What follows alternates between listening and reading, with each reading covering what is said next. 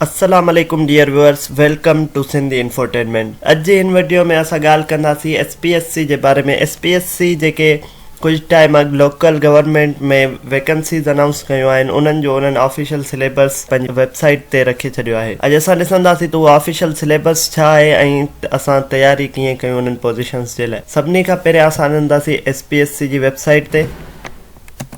ये असां अची वियासीं सिंध पब्लिक सर्विस कमीशन जी वेबसाइट ते। ही जेको आहे हिते हेठि रिसेंट अनाउंसमेंट में ही ॾिसो लिखियल आहे scope and syllabus of various local government departments. इन ते जीअं ई असां क्लिक कंदासीं त असां वटि हीअ अची वेंदो Sindh public service commission scope and syllabus for pre interview written test of various post in local government department government of Sindh to be conducted in the month of February 2022। हिननि जेको आहे इहो अनाउंस करे छॾियो आहे त इहे टेस्ट फेब्रुअरी 2022 में वठंदा।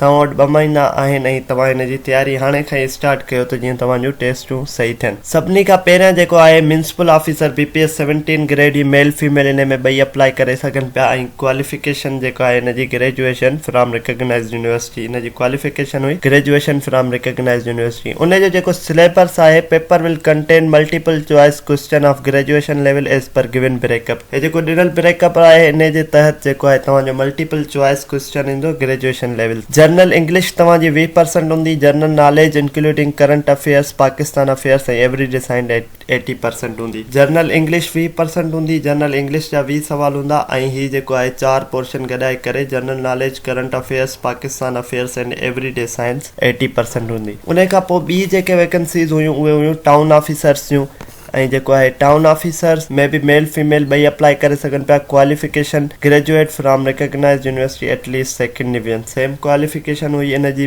Graduate from recognised university at least second division. इन जो जेको आहे paper will contain multiple choice question of graduation level as per given breakup. English जेको आहे इन में 20% हूंदी। General knowledge including current affair Pakistan affairs ऐं एवरीडे साइंस 80% हूंदा। मीन्स जेको आहे टाउन ऑफिसर ऐं जेको आहे म्यूनिसिपल ऑफिसर जे लाइ जेको सिलेबस आहे उहो तक़रीबन सेम ई आहे। जेके थर्ड वैकेंसीज़ हुयूं असिस्टेंट अकाउंट ऑफिसर जो उन में मेल फीमेल ॿई अप्लाई करे सघनि पिया। इन में जेको आहे ग्रेजुएशन रिस्ट्रिक्टेड हुई त तव्हांजी ग्रेजुएशन जेका हुजे उहा BCom या BBA हुजे from recognised university at least second division. माना हुन में जेको आहे जनरल ग्रेजुएशन हुई। तव्हांजी कंहिं में बि अगरि ग्रेजुएशन आहे त तव्हां म्यूनिसिपल ऐं टाउन ऑफिसर में अप्लाई करे सघो था, पर असिस्टेंट अकाउंट ऑफिसर में BCom ऐं BBA वारा सिर्फ़ु एलिजिबल हुया। Paper will contain multiple choice question from BCom BBA level as per given breakup. ठीकु आहे। BCom BBA लेवल ते इन जा क्वेश्चन ईंदा, MCQs ईंदा, मल्टीपल चॉइस क्वेश्चन ईंदा। इन में प्रोफेशनल हूंदो 80% ऐं जनरल इंग्लिश हूंदो 20%। प्रोफेशनल 80% मां मुराद तव्हां जेका पंहिंजी ग्रेजुएशन कई आहे BCom या BBA उन में जेके तव्हांखे सब्जेक्ट्स पढ़ाया विया आहिनि उन